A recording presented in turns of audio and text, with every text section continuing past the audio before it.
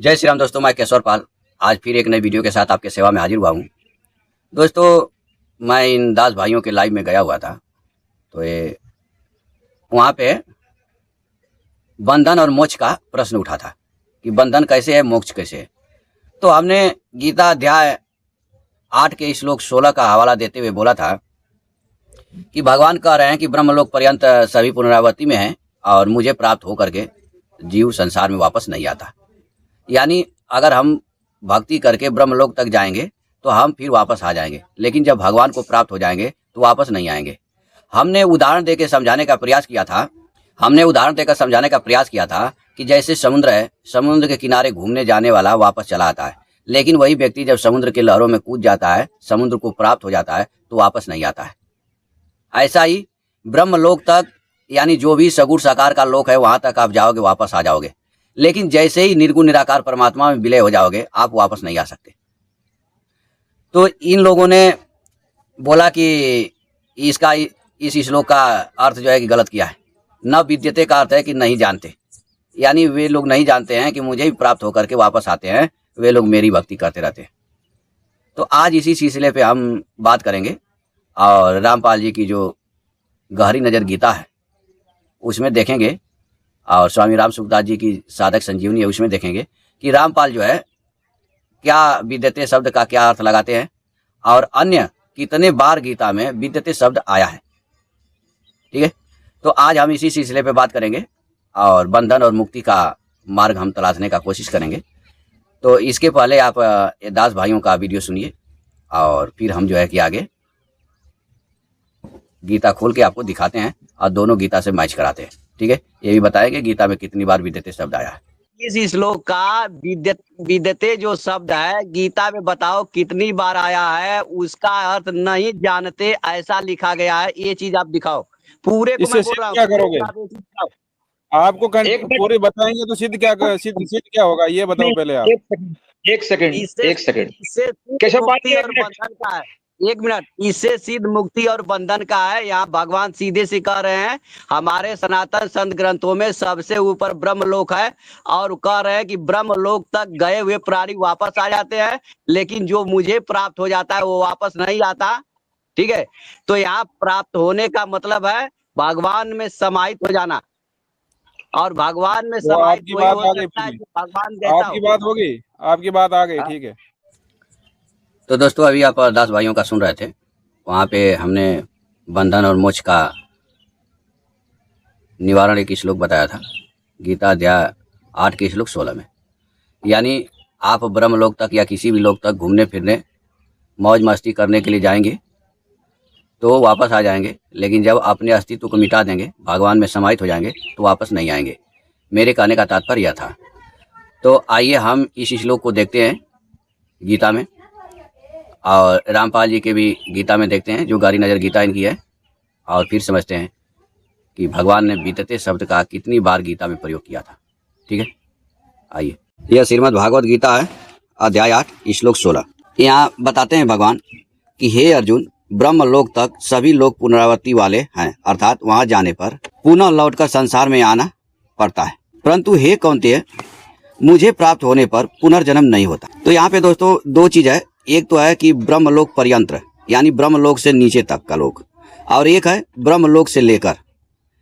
तो अगर हम ब्रह्मलोक तक से लेकर भी माने तो यहाँ पे भगवान कह रहे हैं कि यदि ब्रह्मलोक तक जाओगे तो वहां से तुम वापस आ सकते हो, लेकिन मुझे प्राप्त होने पर तुम वापस नहीं आओगे, पुनर्जन्म न विद्यते।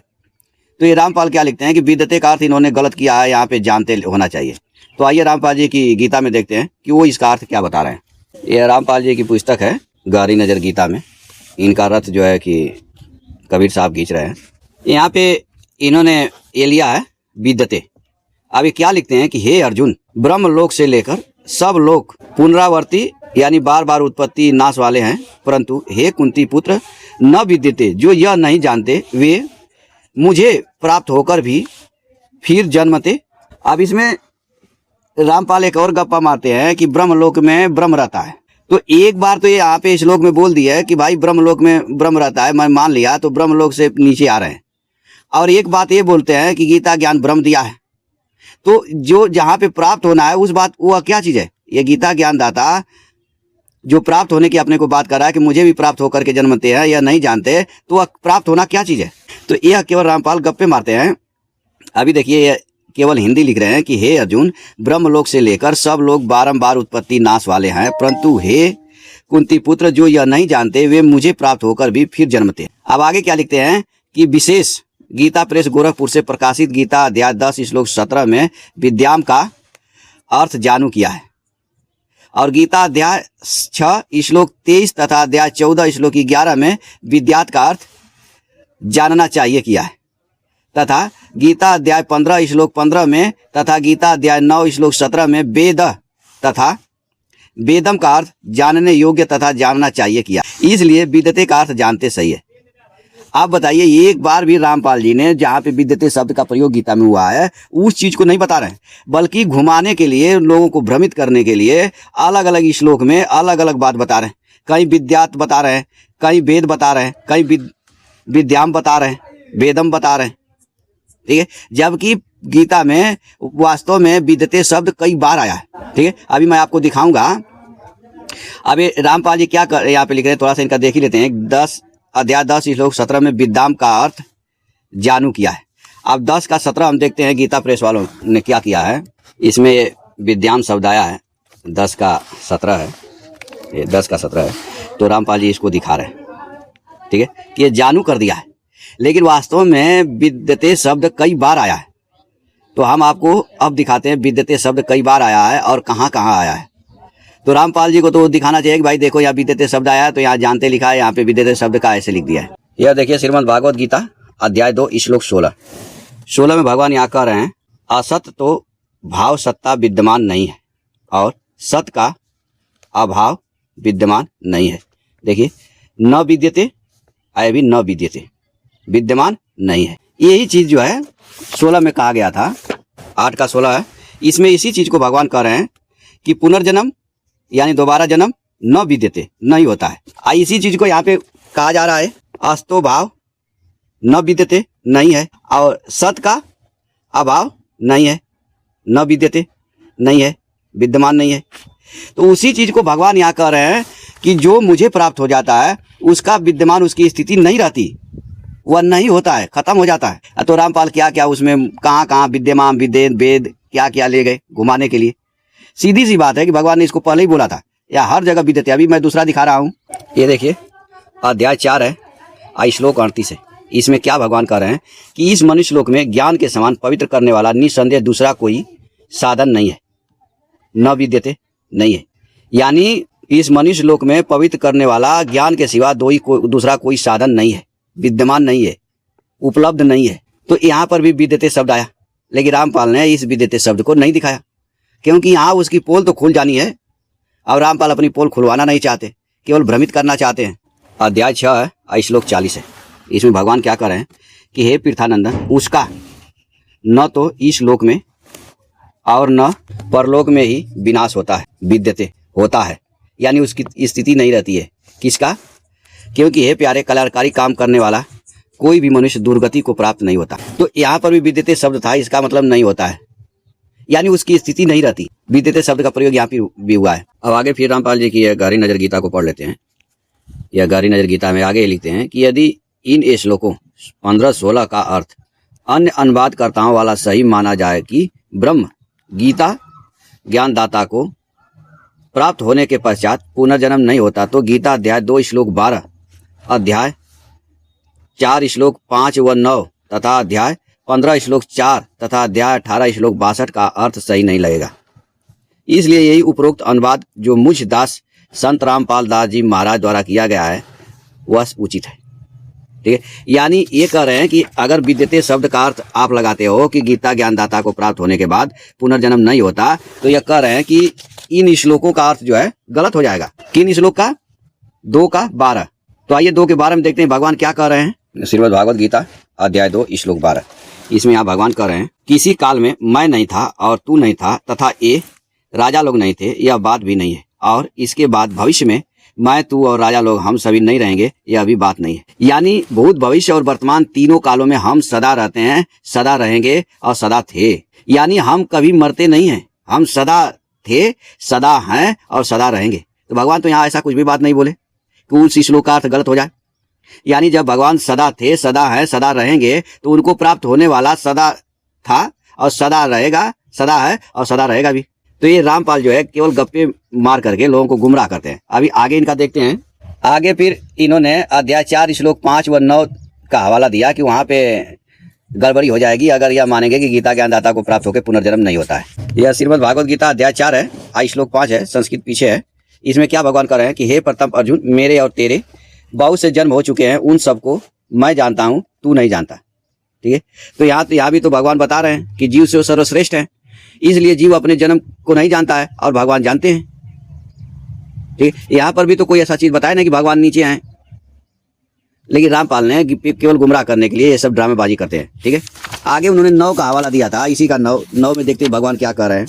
यह अध्याय 4 का 9वां है और इसमें क्या कर रहे हैं कि हे अर्जुन, मेरे जन्म और कर्म दिव्य हैं, इस प्रकार मेरे जन्म और कर्म को जो तत्व से जान लेता है अर्थात दृढ़ता से मान लेता है, वह शरीर त्याग कर पुनर्जन्म को प्राप्त नहीं होता, मुझे ही प्राप्त हो जाता है।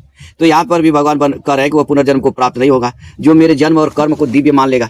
और जन्म और कर्म भगवान के दिव्य क्या है, इस श्लोक में 6वां में कहते हैं कि मैं 4 का 6 ही है, मैं अजन्मा और अविनाशी स्वरूप होते हुए भी तथा संपूर्ण प्राणियों का ईश्वर होते हुए भी अपनी प्रकृति को अधीन करके अपनी योग माया से प्रकट होता हूँ। यानी भगवान अजन्मा है फिर भी जन्म लेते हैं, उनका स्वरूप कैसा है, अविनाशी है। ठीक है, फिर भी विनाशी स्वरूप को धारण करते हैं। वे सब ईश्वरों, सब प्राणियों के ईश्वर हैं, फिर भी वो जो है कि जन्म लेते हैं। और जन्म कैसे लेते हैं, अपने प्रकृति को अधीन करके। तो इसका अर्थ है कि भगवान अपने प्रकृति को अधीन करके जन्म लेते हैं, तो जानते हैं कि मेरे कितने जन्म हुए और अर्जुन के कितने, जीव के कितने जन्म हुए। लेकिन जीव जो है प्रकृति के अधीन होकर के जन्म लेता है, इसलिए वो नहीं जानता। तो यहाँ पर भी भगवान ने अपनी महानता ही बताई, कोई ऐसी चीज तो बताई नहीं कि जो रामपाल के गप्पे में आ जाए कि भगवान जो है कि बहुत नीच है, उनसे बड़ा कोई परमात्मा है, ऐसी बात तो आई नहीं। अब रामपाल क्या है, 15 का अध्याय 15 का 4था श्लोक का हवाला दे रहे हैं कि यहाँ गड़बड़ी हो जाएगी। आइए देखते हैं। ये देखिए श्रीमद् भागवत गीता है, अध्याय 15 है और श्लोक 4 है। इसमें भगवान क्या कर रहे हैं कि उसके बाद उस परम पद की खोज करनी चाहिए जिसको प्राप्त हुए मनुष्य फिर संसार में, फिर लौट कर संसार में नहीं आते और जिससे अनादि काल से चली आने वाली यह सृष्टि विस्तार को प्राप्त हुई है, उस अनादि पुरुष परमात्मा के ही मैं शरण हूँ। तो यहाँ पे मैं शरण हूँ ये शब्द आ गया, तो रामपाल कहते हैं कि ये गीता ज्ञानदाता भी किसी के शरण में नहीं। यहाँ पे भगवान क्या कर रहे हैं कि यह साधक के लिए कर रहे हैं कि साधक को ऐसा भाव लाना चाहिए कि मैं उस परमात्मा के शरण में हूँ जो उस परमात्मा को प्राप्त होने पर पुनर्जन्म इस संसार में नहीं आना पड़ता है और जिस परमात्मा से अनादिकाल से यह सृष्टि चली आ रही है। ठीक है, मैं उस परमात्मा के शरण में हूँ। ऐसा जो है सेवक को, दास को, भगत को भावना करनी चाहिए। अगर यही बात होती कि यहाँ भगवान भी किसी के शरण में आए, तो भगवान फिर इसी के 6 में 15 के 6 में क्यों कहते कि उस परम पद को न सूर्य न चंद्र और न अग्नि प्रकाशित कर सकती है और जिसको प्राप्त होकर जीव संसार में लौट कर नहीं आते, वही मेरा परम धाम है। तो जो संसार में लौट कर जीव जहाँ जाने से वापस नहीं आते, वह परम धाम भगवान श्री कृष्ण का ही है। तो यहाँ पे क्यों वो कहते हैं कि नहीं मैं उसके शरण में हूँ, उसका धाम है, कहना चाहिए ना उनको। जैसे कहने का अर्थ है कि यहाँ भगवान किसी के शरण में है, तो उनको तो यहाँ कहना चाहिए कि जहाँ से जाकर संसार में लौट कर नहीं आते, वह परम धाम जो है उसका है, जिसके शरण में मैं हूँ और उसका ये नाम है। तो बताना चाहिए भगवान को। लेकिन भगवान कह रहे हैं कि अब मेरा परम धाम है जहाँ से जाकर जीव संसार में लौट कर नहीं आता। रामपाल की गप्पेबाजी को दोस्तों मैं रामपाल की पुस्तक से निकालता हूँ। ये देखिए, यथार्थ भक्ति बोध, जो नाम दीक्षा लेने जाता है उसको रामपाल जी देते हैं।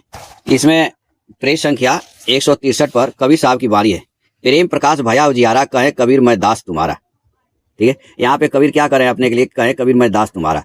तो रामपाल की दिमाग की बत्ती खुल गई।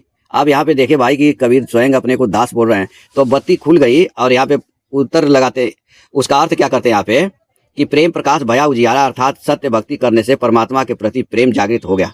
परमेश्वर कबीर जी ने हमें भक्ति के गुर दाव पेच बताते हुए कहा है कि भक्त ने अपने आप को परमात्मा का दास, नौकर, गुलाम मानना चाहिए तथा कहे कि हे परमेश्वर जी मैं आपका दास हूँ, चरण कमल में रखना चाहिए।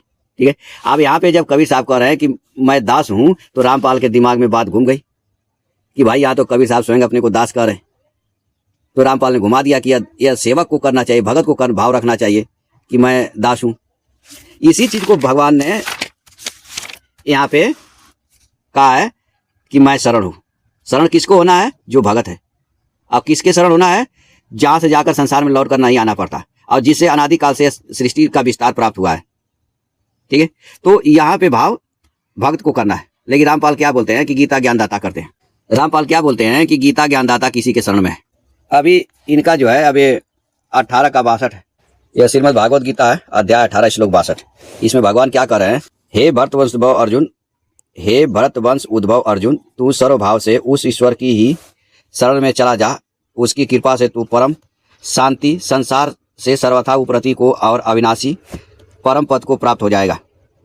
ठीक है, तो अब ईश्वर कहाँ रहता है? इसके पहले भगवान ने बताया 61 में कि हे अर्जुन, ईश्वर संपूर्ण प्राणियों के हृदय में रहता है और अपनी माया से शरीर रूपी यंत्र पर आरूढ़ हुए संपूर्ण प्राणियों को उसके स्वभाव के अनुसार भ्रमण कराता है। तो यहाँ किसी अबीर कबीर की तो बात कर नहीं रहे हैं। ईश्वर हृदय में रहता है, इस चीज़ को 61 में बताए और 62 में कहे कि उसके शरण में चले जाओ। इसी चीज़ को फिर 15 के 15 में अपने लिए बोले। यह गीता अध्याय 15 श्लोक 15, इसमें अपने लिए बोल रहे हैं, मैं ही संपूर्ण प्राणियों के हृदय में स्थित हूँ तथा मुझसे ही स्मृति, ज्ञान और अपोहन, संशय आदि दोषों का नाश होता है। संपूर्ण वेदों के द्वारा मैं ही जानने योग्य हूँ। वेदों के तत्व का निर्णय करने वाला और वेदों को जानने वाला भी मैं ही हूँ। ठीक है, तो यहाँ स्वयं अपने को बोल रहे हैं कि मैं हृदय में रहता हूँ। इसी चीज़ को बोले ईश्वर हृदय में रहता है 61 में, और 62 में बोले कि उसके शरण में चले जाओ। यहाँ तो भगवान ऐसा कुछ बोले नहीं।